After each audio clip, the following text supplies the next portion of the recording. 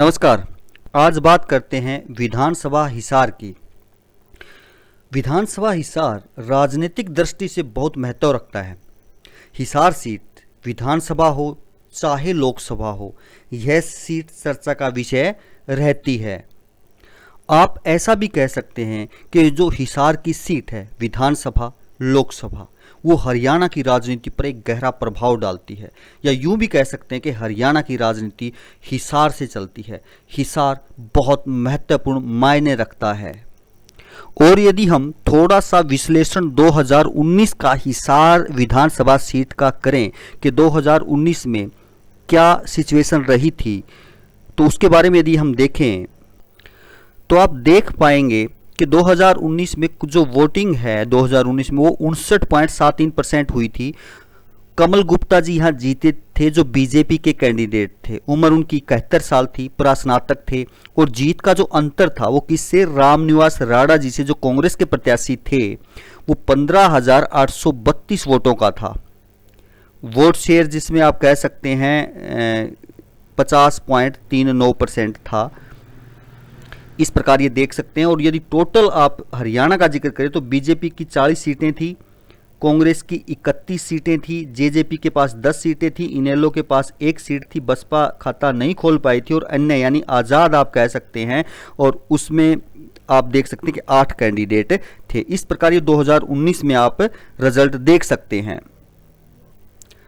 अब यदि हम 2024 में माहौल देखें, जो कि बदला बदला नजर आ रहा है, पार्टियों का भी और कैंडिडेट का भी।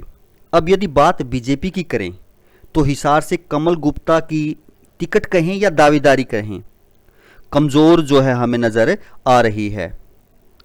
क्योंकि कांग्रेस नेता कहें या ना कहें, क्योंकि जिंदल परिवार हमेशा से कांग्रेस में रहा था, कुछ कारणों से या हालात से बीजेपी में आए। अब कमल गुप्ता को मुसीबतों का सामना करना पड़ रहा है, क्योंकि सावित्री जिंदल हिसार से सीट का दावा ठोक चुकी हैं। और हम सब जानते हैं कि जिंदल परिवार का हिसार में रुतबा क्या है। और वैसे भी सावित्री जिंदल ग्रुप की एमिरेटस चेयरपर्सन होने के साथ साथ देश के टॉप 10 अमीर व्यक्तियों की सूची में भी शामिल हैं, जो उनकी टिकट की दावेदारी को मजबूत करता है। दूसरा जो बड़ा कारण है, हिसार बस स्टैंड का मुद्दा है, जिसमें हिसार 2 धड़ों में बढ़ता नजर आ रहा है। सावित्री जिंदल बस स्टैंड को यथास्थिति रखना चाहती हैं, जबकि कमल गुप्ता बाहर एयरपोर्ट के पास लाने के लिए तत्पर हैं। अब फिर हिसार का वो तबका, यानी तबका जो नागौरी गेट के आसपास वाला एरिया है, पूरी कोशिश करेगा कि बस स्टैंड वहीं रहे, और पूरा साथ सावित्री जिंदल को होगा। और यह भी कह सकते हैं कि ये सब बातें करना फिजूल है। बीजेपी पहले ही सावित्री जिंदल के नाम पर मोहर शायद लगा चुकी है, ऐसा कहना भी शायद गलत नहीं होगा। और वहीं दूसरी तरफ कांग्रेस की बात करें तो रामनिवास राणा का भी टिकट मुश्किल में है, क्योंकि हिसार से बजरंग दास गर्ग की दावेदारी मजबूत नजर आ रही है। भूपेंद्र हुड्डा से भी बजरंग दास गर्ग के अच्छे संबंध हैं। यानी अब यह कह सकते हैं कि हिसार विधानसभा सीट पर सावित्री जिंदल बनाम बजरंग दास गर्ग हो सकता है। अब यदि आगे की राह देखें तो ये मुकाबला बीजेपी बनाम कांग्रेस न कहकर कांग्रेस बनाम कांग्रेस ही होगा।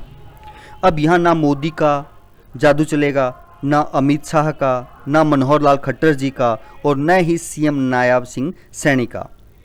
और अब यह मुकाबला जिंदल परिवार बनाम हुड्डा ही होगा। बजरंग दास गर्ग भी गौण ही कह सकते हैं। अब यदि आप निष्कर्ष जानना चाहते हो पलड़ा भारी किसका रहेगा, तो ऐसा कह सकते हैं कि सावित्री जिंदल का ही लगता है।